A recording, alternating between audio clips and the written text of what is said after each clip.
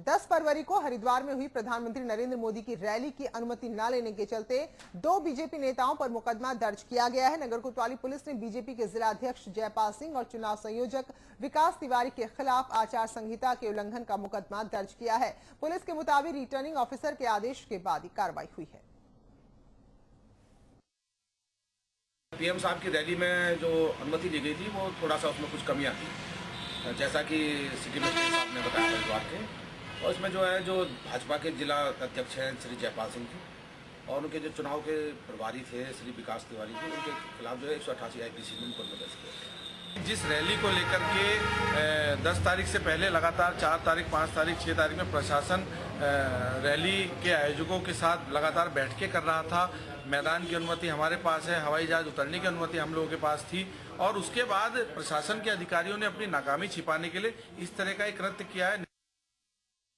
तो चुनाव के बाद भी राज्य में सियासी संग्राम छिड़ा हुआ है। टिहरी से निर्दलीय प्रत्याशी दिनेश धनय ने चुनाव में बीजेपी कांग्रेस के गठबंधन पर आरोप लगाए हैं और इसके बाद एक बार फिर से राज्य की शान सियासत गरमा गई है। क्या किशोर उपाध्याय ने भीतर घात किया? सेनापति ने अपनी ही पार्टी में लगा दी सेंध। पार्टी की खोले पेज, धनय को दी पटखनी। किशोर का डबल अटैक।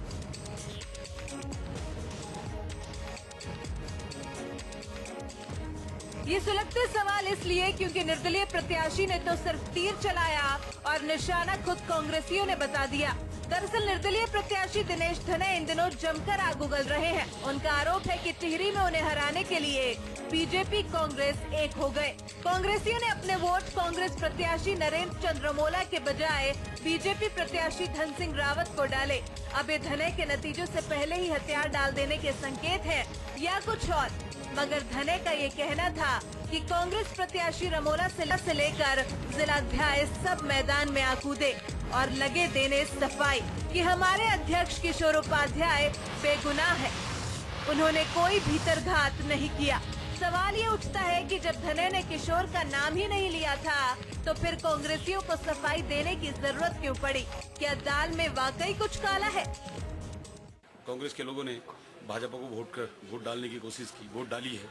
मैं समझता हूँ कि ये अपना में एक ऐतिहासिक घटना है और ये कांग्रेस पार्टी की इसको जांच करानी चाहिए कि कांग्रेस के लोगों ने क्यों वोट डाला बीजेपी को। जिस तरह से वो बात कर रहे हैं कि उन्होंने भारतीय जनता पार्टी के लिए काम किया है, तो मैं उनसे पूछना चाहता हूँ कि वो आरोप लगाने वाले कौन है? एक हमारे प्रदेश अध्यक्ष जी पे इस तरह का आरोप लगाया जा रहा है। जो प्रदेश अध्यक्ष जी पे आरोप लगाए जा रहे हैं निराधार है। प्रदेश अध्यक्ष जी ने खुला ऐलान किया था कि जो कांग्रेस से सिंबल पे चुनाव लड़ना चाहता है उसका स्वागत। किशोर उपाध्याय भी आरोपों को नकार रहे हैं। तो संगठन के नेता इसे धनय की हार की बौखलाहट के रूप में देख रहे हैं। आप अगर कांग्रेस पार्टी के सिंबल पर चुनाव लड़ते हैं तो आपका स्वागत है। हम निश्चित रूप से उनको अपना उम्मीदवार बनाएंगे। जिन्होंने ये इच्छा जाहिर की वो सब जो हैं वो कांग्रेस के चुनाव चिन्ह पर चुनाव लड़े। जो नहीं लड़ना चाहते थे इसका मतलब उनके मन में कांग्रेस के प्रति कोई सम्मान नहीं था। दिनेश धनई अपनी हार देखकर हार सुनिश्चित मान रहे हैं अपनी वो, तो इसलिए इस तरीके का आरोप कांग्रेस के कार्यकर्ताओं में। कांग्रेस का तो उम्मीदवार चुनाव लड़ रहा है तो दूसरे के लिए काम करने का कोई प्रश्न ही पैदा नहीं होता। एक निशाने पर बीजेपी भी है, लिहाजा अजय भट्ट भड़क गए हैं और दो टूक कह रहे हैं कि हमें जीतने के लिए किसी और की जरूरत नहीं। कांग्रेस और हमारे 36 के अंक हैं सैद्धांतिक तौर पर और विचार पटल पर हमारी बिल्कुल हम पूरब हैं तो कांग्रेस पश्चिम है। तो ऐसे में ऐसे आरोप निराधार हैं, ऐसे आरोप का उत्तर देना भी मैं मुनासिब नहीं समझता। इस महासंग्राम ने टिहरी सीट को बेहद हॉट बना दिया है। ऐसे में सभी की निगाहें इस सीट पर टिकी है कि क्या वाकई में टिहरी में त्रिकोणीय के बजाय सीधी टक्कर हुई है। दिनेश धनय और किशोर उपाध्याय के बीच एक बार फिर तलवारें खिंच गई हैं। दिनेश धनय का आरोप है कि कांग्रेस के नेताओं ने टिहरी में भाजपा प्रत्याशी के लिए एक तरफा वोटिंग करवाई है। हालांकि किशोर उपाध्याय इन आरोपों से इनकार कर रहे हैं, लेकिन अब ये वक्त ही बताएगा कि किसके आरोपों में कितनी सच्चाई है। कैमरामैन पवन के साथ मैं पंकज पवार, देहरादून समाचार प्लस। और तमाम विरोधों के बीच स्वामी अच्युतानंद का पट्टाभिषेक शारदा पीठ के शंकराचार्य की गद्दी पर हो गया। कई संत और अखाड़े इस कार्यक्रम में से नादारद रहे। कार्यक्रम में पहुंचे काशी विद्वत परिषद के सदस्य भी यहां असहज नजर आ रहे थे। जिस तरह से हमने आपको बताया था कि शंकराचार्य की गद्दी को लेकर दरअसल यहां पर संत समाज दो हिस्सों में बटा है, लेकिन फिलहाल कह सकते हैं कि यहां पर शंकराचार्य स्वरूपानंद ने अच्युतानंद को जो चेतावनी दी थी, उसके बावजूद अच्युतानंद को पट्टाभिषेक कराने का मौका यहां पर मिल गया है। लेकिन अब यहां ये मामला पूरी तरह से कानूनी रूप भी ले सकता है। अच्युतानंद का समर्थन करने वाले साधु संतों को चेतावनी दे चुके हैं यहाँ पर दूसरे पक्ष के लोग। फिलहाल एमपी के जबलपुर में शंकराचार्य स्वरूपानंद सरस्वती हैं जो नाखुश हैं इस फैसले के बाद। तो जो कुछ खींचतानी चल रही थी वो साफ तौर पर इस कार्यक्रम में भी नजर आई। तो आज शिवरात्रि है और आज के दिन मुहूर्त निकला है। विश्व प्रसिद्ध भगवान केदारनाथ धाम के कपाट 3 मई को सुबह 8:50 में अगले 6 महीने के लिए खोल दिए जाएंगे। तो महाशिवरात्रि के पावन पर्व पर ही पंच केदारों की शीतकालीन गद्दी स्थल ओंकारेश्वर मंदिर में कपाट खुलने का मुहूर्त तय होता है। केदारनाथ के रावल भीमाशंकर लिंग वेद पाठी और मंदिर समिति के अधिकारियों की मौजूदगी में ये मुहूर्त निकाला गया। तो 30 अप्रैल को भगवान भोलेनाथ की उत्सव डोली ओंकारेश्वर मंदिर से रवाना होगी और रामपुर में विश्राम करेगी। 1 मई को गौरी मई मंदिर कुंड से विश्राम करने के बाद 2 मई को केदारनाथ धाम पहुंचेगी और 3 मई को अपने स्थल केदारनाथ में विराजमान हो जाएंगे। तो पूरा देश आज बोल बम बोल रहा है। जी हां, आज है महाशिवरात्रि और हर कोई भोलेनाथ के शिव के रंग में रंगा हुआ है। किसी भी शिवालय में आप चले जाइए, वहां भक्तों की लंबी लंबी कतार नजर आ रही है। तो इस बार महाशिवरात्रि सर्वार्थ सिद्धि अमृत सिद्धि योग के साथ श्रवण नक्षत्र और त्रयोदशी और चतुर्दशी के संयोग में पड़ी है। सुख समृद्धि लेकर आई है ये महाशिवरात्रि। तो श्रद्धालु पूरे उत्साह और उमंग के साथ शिवालयों में जा रहे हैं, भगवान शिव की पूजा अर्चना कर रहे हैं। तो मान्यता है कि आज के ही दिन भगवान शिव और पार्वती जी का विवाह हुआ था। तो इस दिन लोग जलाभिषेक कर अपनी अपनी मनोकामनाएं मांगते हैं। हरिद्वार की बात करें तो शिवालयों में यहाँ भी खासी भीड़ है जो तड़के से शुरू हो गई थी। लोग काफी दूर दूर से यहाँ कोई जल लेने पहुंचा है तो कोई यहाँ जलाभिषेक के लिए दुग्धाभिषेक के लिए पहुंच रहा है। भगवान शिव के ससुराल दक्षेश्वर महादेव मंदिर में भगवान शिव की महाआरती हुई। उसके बाद भोलेनाथ का जलाभिषेक और दुग्धाभिषेक शुरू हुआ। तो भक्त काफी लंबी लंबी कतारों में घंटों इंतजार करने को तैयार थे, लेकिन महाशिवरात्रि के दिन बस भोले बाबा को यहाँ पर प्रसन्न करना था। और वहीं टपकेश्वर महादेव मंदिर में भी भक्तों की ऐसी ही भीड़ लगी हुई है और आधी रात से ही भक्त यहां पर लाइन में लगे नजर आए, क्योंकि लाइन इतनी लंबी थी कि यहां घंटों का वक्त लग रहा है।